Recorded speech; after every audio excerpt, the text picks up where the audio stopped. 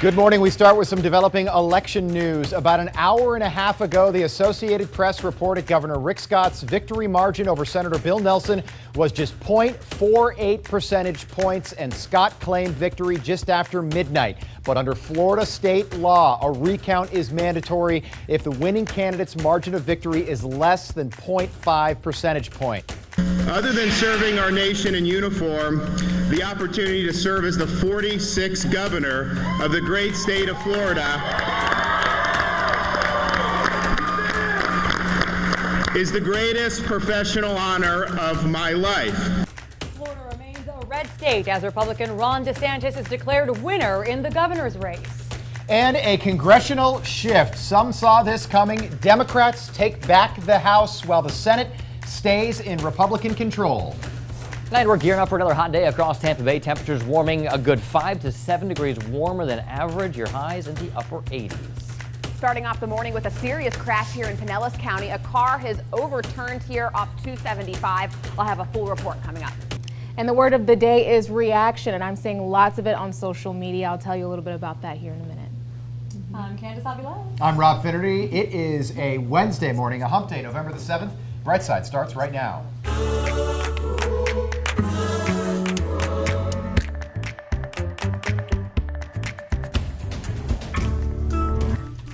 Good morning. Welcome back to Brightside. We want to get back to that developing story right now in the Senate race here in Florida between outgoing Governor Rick Scott and Senator Bill Nelson. Governor Scott declared victory after midnight last night, but this morning the Associated Press is reporting that his win over Senator Nelson is only 0.48%.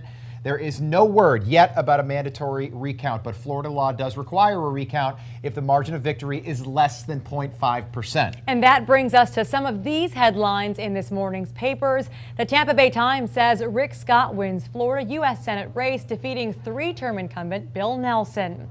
The Miami Herald declared Scott the winner, saying Rick Scott edges Bill Nelson to win U.S. Senate seat in tight, historic race. Yeah, and this is important. Let's go to the Orlando Sentinel now. They also declared victory for Scott, leading their newspaper headline today with Rick Scott wins Florida Senate race.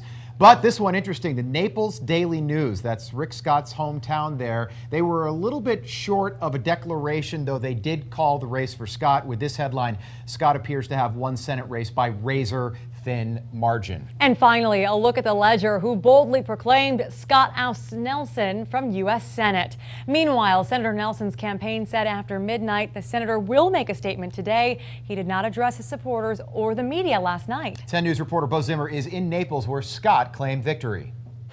Well, it was a nail-biter of an election night here in Naples for the Rick Scott campaign and all of the supporters who gathered here last night. I can tell you that, the night started off with a lot of, cautious optimism that Rick Scott could pull this one off. And then as the night went on and the numbers got closer and closer, and then Rick Scott actually surpassed Bill Nelson, this crowd started cheering every time those numbers came up on screen. And then ultimately, just after midnight, Rick Scott took to the stage to declare victory. Socialism will not happen in our nation, and it's not going to happen under my watch.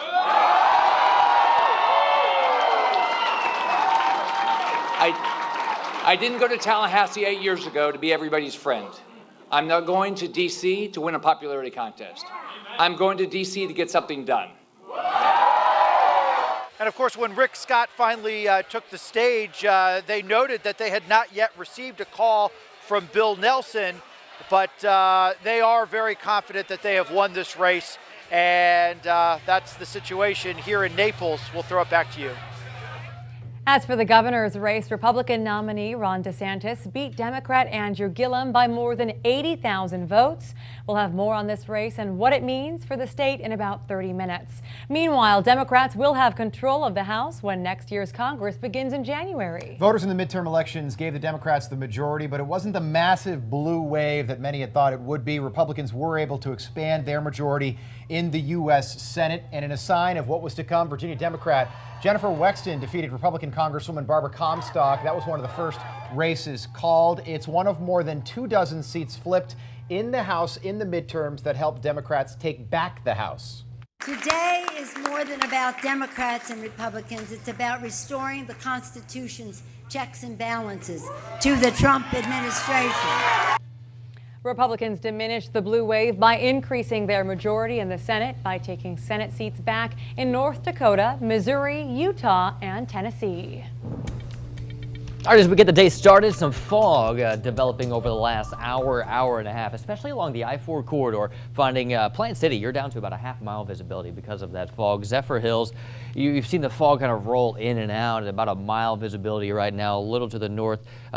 Zephyr Hills half-mile, Temple Terrace, you're at a mile, so you can tell. The fog's out there. It's not everywhere, but it's mainly east of the I-75 corridor. Most of the immediate Bay Area won't have any problems whatsoever this morning or through most of the day. Satellite radar shows us clear skies, so if you're not dealing with fog, you've got sunshine on tap for at least the first half of the day. This afternoon, we'll see a 20% chance of just a few isolated showers. Otherwise, the main thing today, a lot like yesterday, is going to be the heat. Temperatures about 5 to 7 degrees warmer than average. We'll see highs there around 87 degrees later today. All right, I have an update for you on this overturned car in Pinellas County. So this is off the 275 entrance ramp to northbound 275 from MLK Street. So here's the vehicle. It's completely on its side. You have the Florida Highway Patrol. They're kind of seeing what's going on here. I haven't seen any reports of injuries, so I'm not quite sure at this point because this just happened. So that's something that we are trying to ask questions about. You can see traffic is still able to get on to 275, so there's no lane blocked at this point, but then again, there's not really any emergency vehicles on scene yet, so I will keep an eye on this one, certainly for your morning commute. Into Tampa, 275 southbound, slowing down a little bit, approaching the I-4 corridor.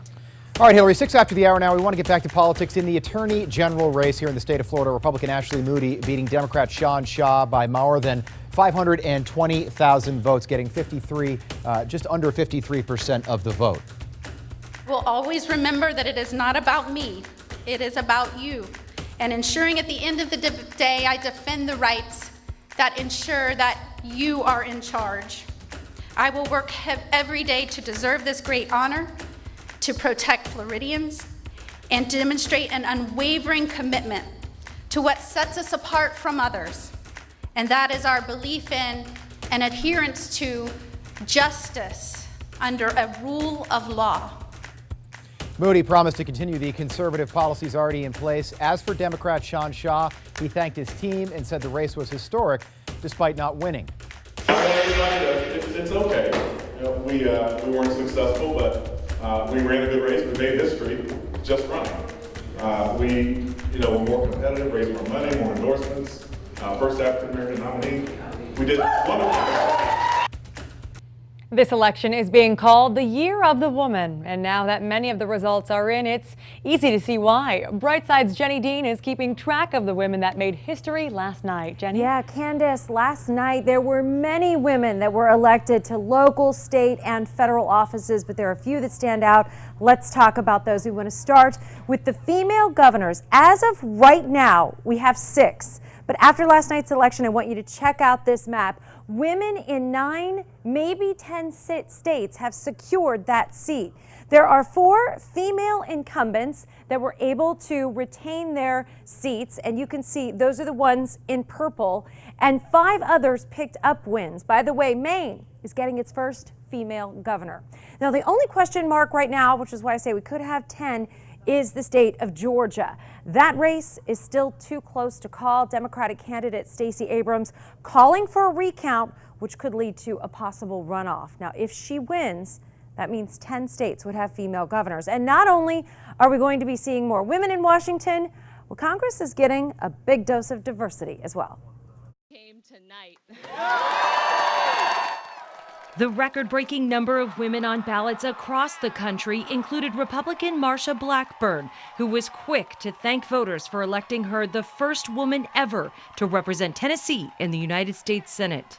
And just imagine this, it is a conservative woman to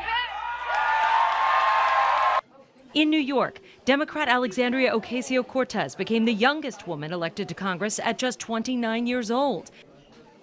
In Massachusetts, Ayanna Pressley ran unopposed as a Democrat and became the first black woman to represent the Commonwealth in Congress. Voters also are infusing Washington with some new ethnic diversity.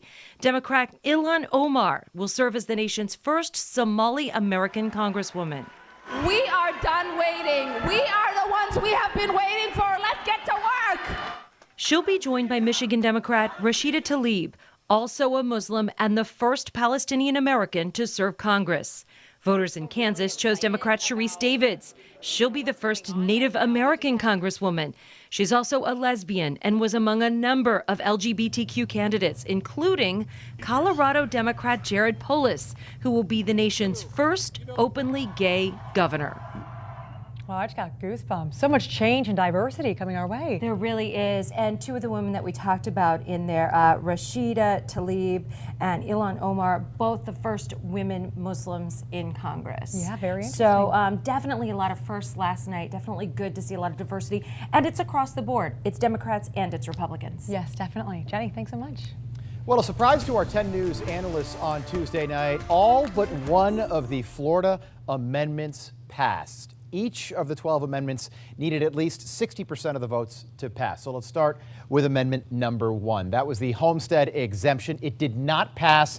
The amendment would have increased the homestead exemption, a tax break available for homeowners who live on their properties. Amendment number 2, limiting property tax, did pass. This permanently places a 10% cap on the annual increase of non-homestead property tax assessments. Let's go to Amendment 3 now, control of gambling. It passed, giving voters the exclusive right to decide whether a new casino can open in the state of Florida. Amendment number 4, felon voting rights. It passed, restoring the voting rights to 1.5 million Americans who do have felonies on their record. Amendment number 5, supermajority vote required to impose, authorize, or raise state taxes or fees. That did pass. And amendment number 6, stronger rights for crime victims and their families. That passed. We will take a look at the next 6 amendments coming up a little bit later here on Brightside, so don't go anywhere. And if you want to see how close these amendments were or how many votes certain amendments got, you can log on to our website, WTSP.com/EyeOnPolitics, and check that out right now.